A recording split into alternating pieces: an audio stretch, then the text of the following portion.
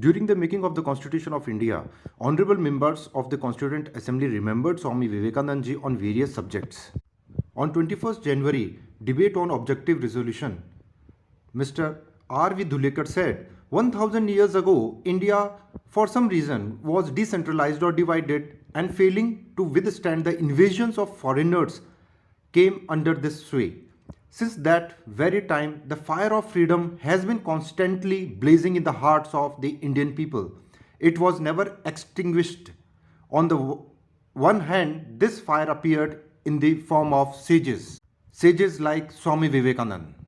The Indians owned Babur, Humayun, and Akbar to the extent they identified themselves with India. During the British regime in India, not a single day has passed that has not seen some torture done to some Indian in jail for his zeal of freedom.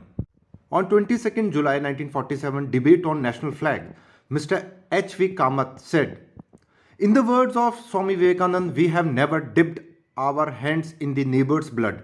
Our battle cohorts have never marched into other lands for conquest, and we have always been the harbingers of peace and the makers of peace in this war-torn, war-weary world. On 25th November, debate on international peace, Professor B.H. Khardekar said, the mission of India is the mission of peace, right from Ram Tirth and Vivekananda down to Tagore and Gandhiji. If he has done anything, has very much strengthened it throughout the history, it is not because we have been weak, but because it has been in our blood that we have been carrying on this mission of peace. Non-violence is in the soil and in the heart of every Indian. It is not something new. On 29th November 1948, debate on untouchability, Dr. Manmohan Das said, I believe in the immortality of the souls of the great men like Swami Vivekananda, but for whose devotion and lifelong service India would not have been what she is today, would be smiling upon us at this hour at our courage and boldness in doing away with this heinous custom of untouchability. On 6th December 1948, debate on religion, Pandit Lakshmikant Maitre said, the great Swami Vivekananda used to say that India is respected and revered all over the world because of her rich spiritual heritage. The Western world, strong with all the strength of materialistic civilization, rich with the acquisitions of science, having a dominating position in the world, is poor because of its utter lack of spiritual treasure.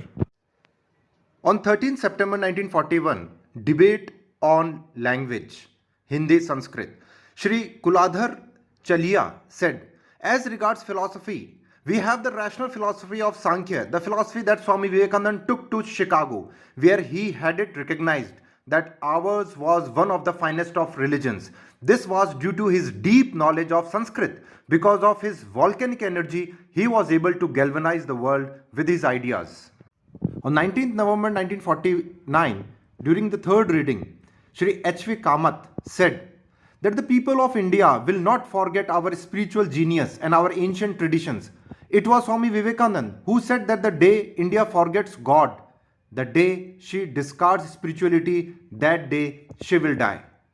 Swami Vivekananda exhorted India to rise and chanted the Vedantic mantra, awake, arise and stop not till the goal is reached. On 23rd November 1949, debate on international peace, Shri R.V. Dhulekar said, like Alexander the Great or the Great Robber, no king of India marched on another land. Like Nadir Shah or Mahmud Ghazni or Muhammad Ghori, no king of India stepped out of this country for any conquest or territory.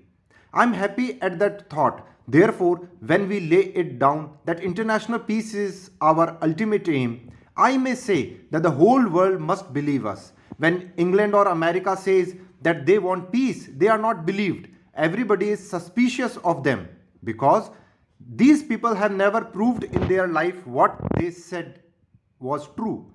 England and other countries have gone out of their countries and invaded other countries, raided them and robbed them. Therefore, when they say today in the UNO that they love peace, they are not believed. I say, sir, that India will be believed.